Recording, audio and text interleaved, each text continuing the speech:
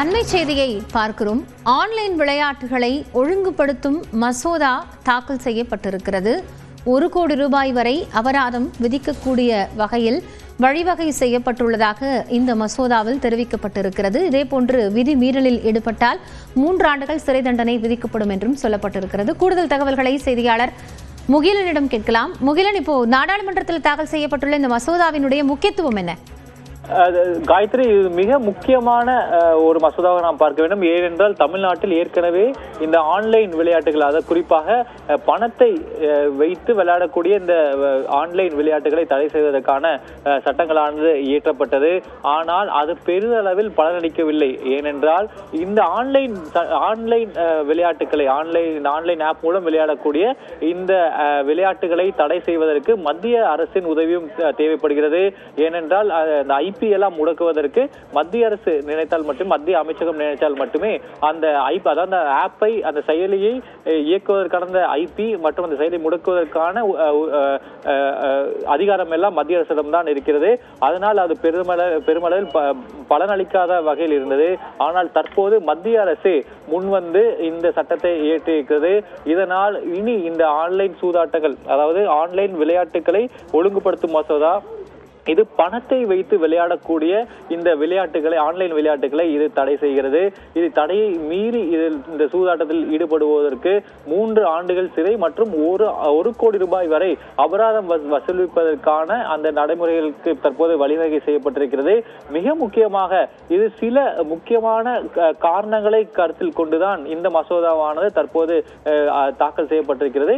அதில் மிக முக்கியமான ஒன்று, தமிழகம் மட்டுமில்லாத நாடு முழுவதும் இருக்கக்கூடிய பல அரசியல் கட்சிகள் ஒருமித்த கருத்தில் இந்த ஆன்லைன், அதாவது பணத்தை வைத்து விளையாடக்கூடிய இந்த ஆன்லைன் விளையாட்டு செயலிகளை தடை செய்ய வேண்டும் என்ற கோரிக்கையை மத்திய அரசிடம் கொண்டு வருகின்றனர்.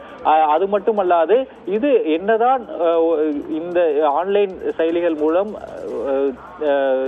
எம்ப்ளாய்மெண்ட் ஆனது கொடுக்கப்பட்டு வந்தாலும் சுமார் 450 மில்லியன் இந்தியர்கள் இந்த விளையாட்டில் ஈடுபடுகின்றனர். இதனால் அவர்கள் பொருளாதாரத்தில் பெரிய பிரச்சனை ஏற்படுகிறது என்பதை கருத்தில் கொண்டு இந்த சட்டமானது கொண்டு வரப்பட்டிருக்கிறது. மிக முக்கியமாக இந்த பணத்தை வைத்து இந்த சூதாட்டத்தில் ஈடுபடும் போது இந்த நிறுவனங்கள், இந்த லோ இன்கம் குரூப்ஸ் என்று சொல்வார்கள், விளிம்பு நிலை மக்களையே அவர்கள் டார்கெட் செய்து அவர்களுக்கு ஏற்றவாறு அவர்களிடமிருந்து இந்த பணத்தை பறிக்கும் வகையில் தான் இந்த செயலிகள் வடிவமைக்கப்பட்டிருக்கிறது. அதனால் இது போன்ற பல காரணங்களை கருத்தில் கொண்டுதான் இந்த சட்டமானது கொண்டு வரப்பட்டிருக்கிறது. அதே போல ஏப்ரல் 2023 ஒரு சட்டமானது கொண்டு வரப்பட்டது. அதை மத்திய அரசு ஒரு தவறாக கருதுகிறது. அது 2023 கொண்டு வரப்பட்ட அந்த சட்டம் தான் இந்த பணத்தை வைத்து விளையாடக்கூடிய இந்த ஆன்லைன் செயலிகளுக்கு வழிவகை செய்கிறது. அந்த சட்டத்தை ஒரு தவறாகவே மத்திய அரசு உணர்கிறது. அதே போல இந்த செயலிகளுக்கு பல்வேறு சலுகைகள் வழங்கப்பட்டிருந்தது. எஃப்டிஐ என்று சொல்வார்கள். வெளிநாட்டில் இருக்கக்கூடிய அந்த நிறுவனங்கள் நேரடியாக இந்தியாவில் அவர்கள் இந்த தொழிலை செய்யலாம், அவர்கள் செயலை இங்கே பயன்படுத்தலாம். என்னதான் இது போன்ற வசதிகள் மத்திய அரசு செய்து கொடுத்தாலும் அது அரசுக்கோ இல்ல மக்களுக்கோ எந்த வகையிலும் அது ஒரு நன்மை பயக்கவில்லை என்பதையும் மத்திய அரசு கருத்தில் கொண்டுதான் தற்போது இந்த சட்டத்தை கொண்டு வந்திருக்கின்றனர். இனி இந்த பணத்தை வைத்து இந்த சூதாட்டங்கள் ஈடுபட்டால் அவர்கள் மீது கடுமையான நடவடிக்கை எடுப்பதற்கான வழிவகை தற்போது செய்யப்பட்டிருக்கிறது. மிக முக்கியமாக நாம் பார்க்க வேண்டியது, தமிழ்நாட்டில் ஏற்கனவே இந்த சட்டமானது அமலில் இருக்கிறது.